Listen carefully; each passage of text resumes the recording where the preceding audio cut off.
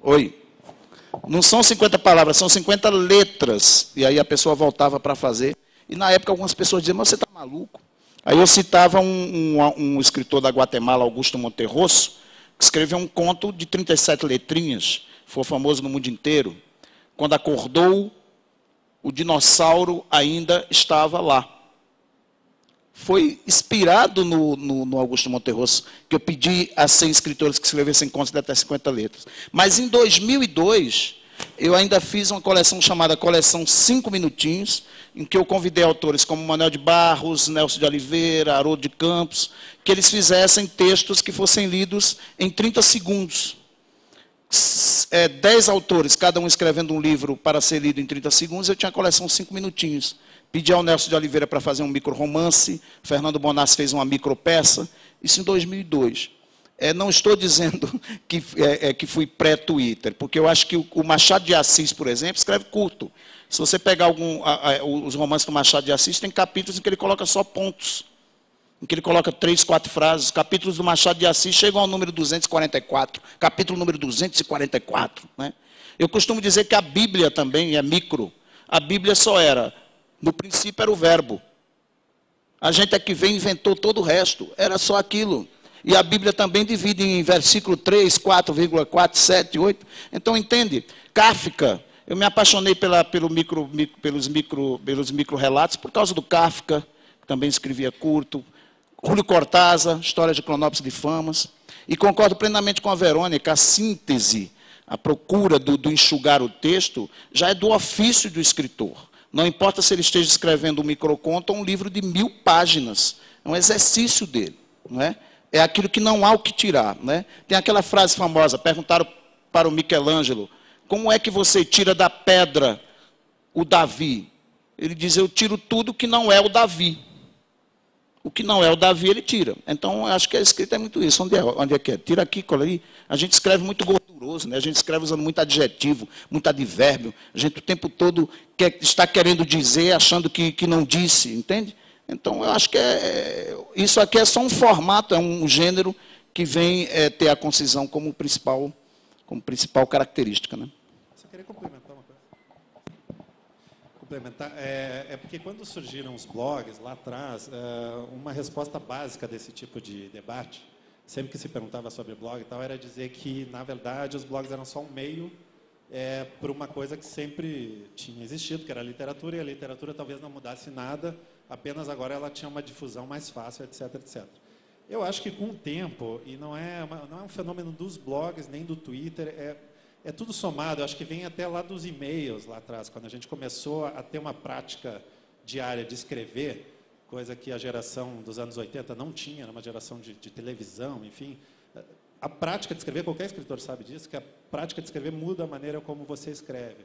Eu tenho certeza que, na média, hoje, as pessoas escrevem muito melhor do que as pessoas escreviam há 15 ou 20 anos. Pessoas que não são escritoras, pessoas comuns e tal, de qualquer profissão. Um médico, hoje, se tiver que escrever um bilhete, escreve melhor, porque ele está acostumado a escrever e-mail, etc. Essa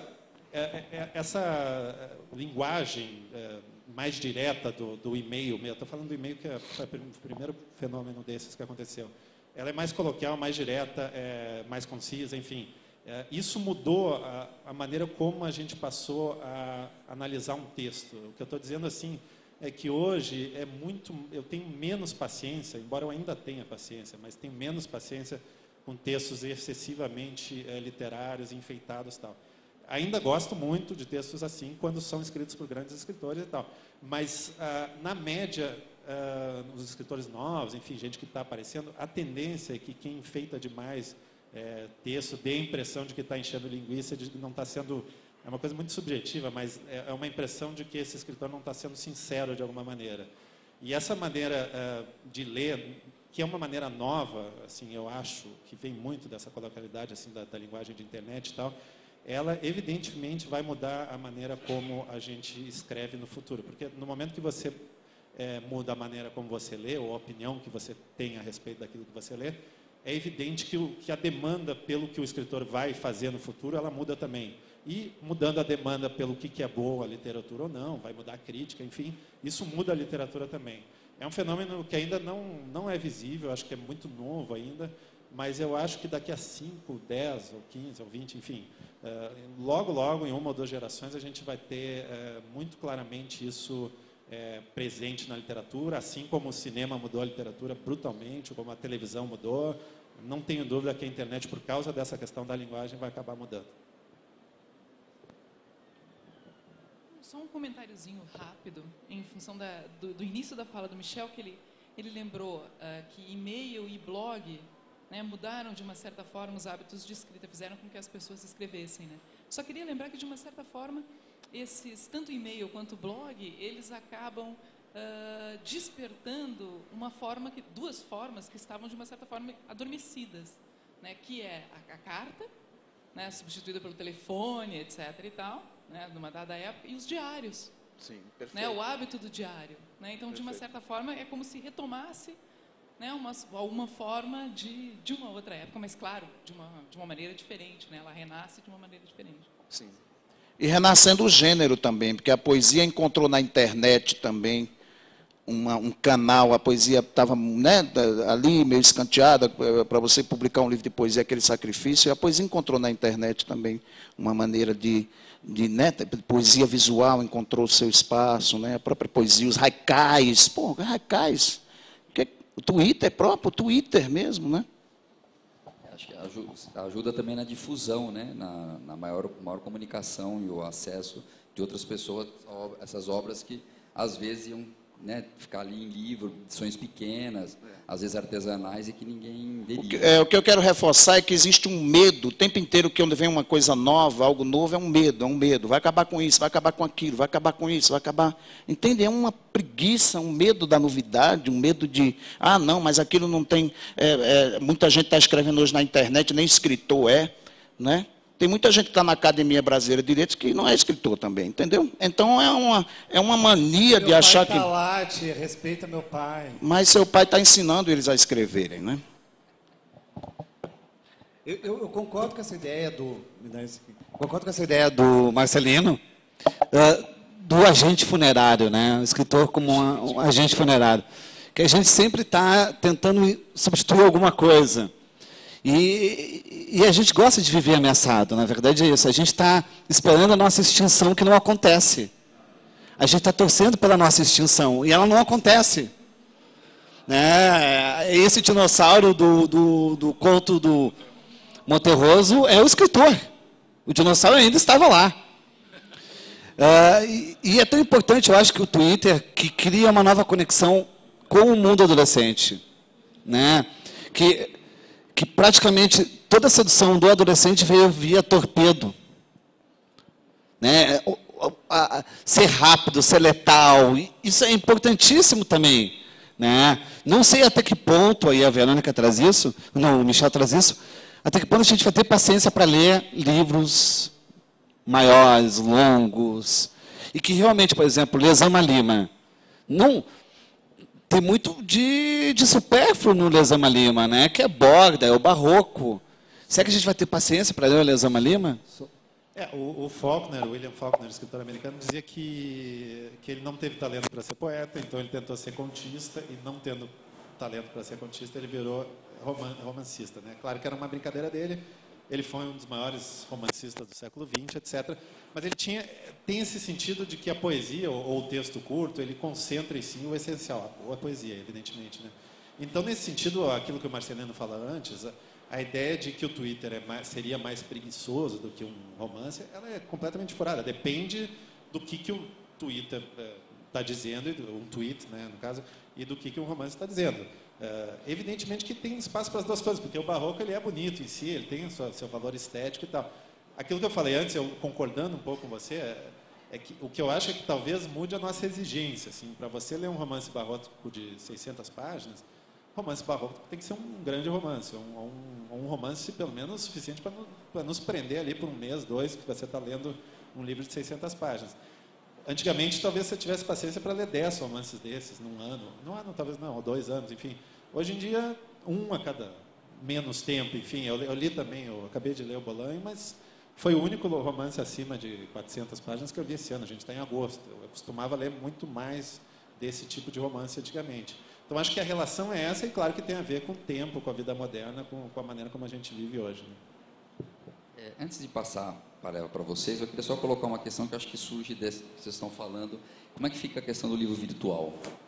Né? O livro eletrônico, que é também uma nova mídia, uma nova forma de se veicular literatura e de se consumir literatura. Né? Como é que vocês encaram a questão do livro virtual? O livro vai assumir uma posição meio de música, né? Tu baixar todos os livros, tu ter aquela tua biblioteca à mão, tu ter uma interação. Eu acho que vai demorar muito para ter uma intervenção funda, forte, em relação ao livro virtual. Eu acho que vai demorar um pouco, né? Talvez, não sei se a gente vai realizar o sonho do Borges, de, na verdade, ser um único autor, todo mundo ser um único autor, que para o Michel, imagina, o Michel se carpinejar, ele vai ficar muito triste. Mas eu acho que vai ter uma mudança, vai ter uma mudança de comportamento do leitor, né? Que, na verdade, ele vai editar seu próprio livro. Porque, à medida que tu tiver toda aquela biblioteca à tua disposição, tu vai montando o teu livro, vai ficar muito mais fácil de fazer uma ilha de edição. Eu acho, tá vindo o Kindle, venha, o que é que eu vou fazer para o Kindle não vir? Nada? O que é que eu posso fazer? Venha, a gente discute. Querem contos negreiros lá no Kindle? Vamos discutir com a editora, qual vai ser a porcentagem, como é que é, e o leitor ter, em vez de carregar, porque também dá problema de coluna, você vai passar uns dias na praia, carregar 120 livros, você sabe o que é isso, né? Excesso de peso, aí tem ali, eu achei bonitinho, me mostraram o Kindle, eu achei bonitinho, levezinho. Então está ali, você pode ler, aumenta a letra, o negócio você coloca lá, aumenta a letra, isso é uma maravilha para quem está ficando cego.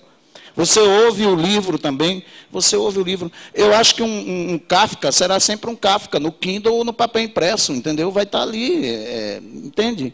Eu acho que são ferramentas que a gente não pode abrir mão dessas ferramentas. Não é que tu recebe uma mensagem com a letra grande, colorida, a pessoa envelheceu. Eu já aumentaria. Agora eu estou usando o óculos, eu não enxergo mais nada, então eu acho bom. Entende?